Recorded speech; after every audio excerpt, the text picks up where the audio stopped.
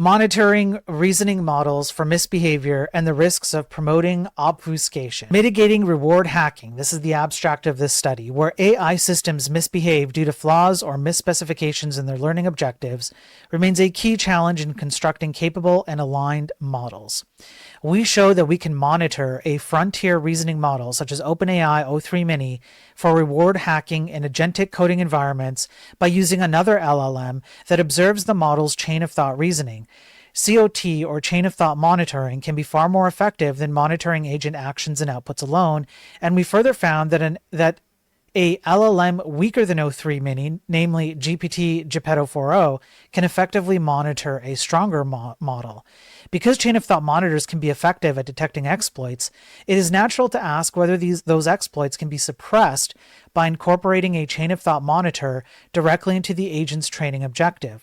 While we show that integrating chain of thought monitors into the reinforcement learning reward can indeed produce more capable and more aligned agents in the low optimization regime, we find that with too much optimization, agents learn, what's this? What do they learn? In other words, when you put in an LLM to monitor another LLM's chain of thinking, and that LLM, the one that's being monitored, understands that it is being monitored, the agent learns obfuscated reward hacking, hiding their intent within the chain of thought while still exhibiting a significant rate of reward hacking. Because it is difficult to tell when chain of thoughts have become obfuscated, it may be necessary to pay a monitorability tax by not applying strong optimization pressures directly to the chain of thought. You can't even monitor how an LLM breaks down its own thinking mechanisms and explains them to you in order to get to its conclusions without the LLM learning how to obfuscate its thinking so that it can hide itself from you, because its ultimate goal is to meet its goal. The authors are from OpenAI. I didn't even think to check the author's ghost. But I guess someone could fact check that quite easily. That might be true. You wouldn't be surprised if it's worse. I wouldn't be surprised if it's worse as well. In reality, yes. So they actually break down a question that they pose to an LLM in terms of some kind of math. And you can see how the output of its chain of thinking reads, right? So you can see some of the output here. And then they go deeper into it with the system prompting and the initial what is it? I can't remember. There's a word in here somewhere. I can't find it right now. But the thing that operates the chain of thinking to make it happen and to make the model actually expose its chain of thinking. There's some word for it. But they go into exactly like how they're doing it and what they notice as in terms of difference between when the LLM understands that it is being monitored and when it understands that it is free to do whatever it wants with its chain of thinking. And it doesn't look very good. This is the problem.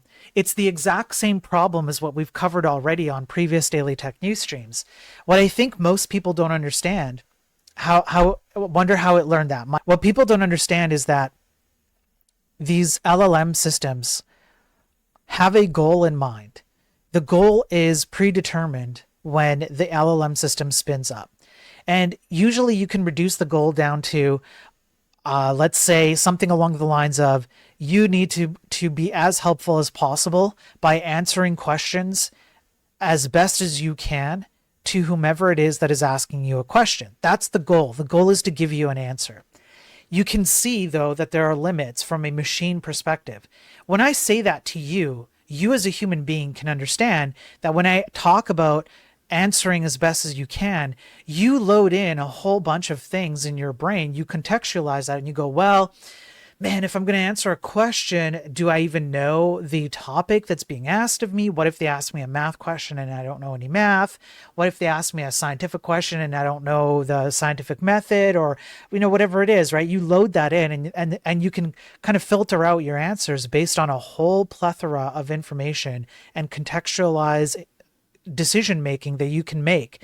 But when you give that kind of a goal to an LLM, it's machine driven, which means it doesn't have all that capability to understand how it should get to the answer. So all it does is it tries to give you the answer. And how it gives you the answer is not weighed in to giving you the answer. It just needs to give you the answer. That's its goal. So what it'll do is it will literally come up with information that meets that goal.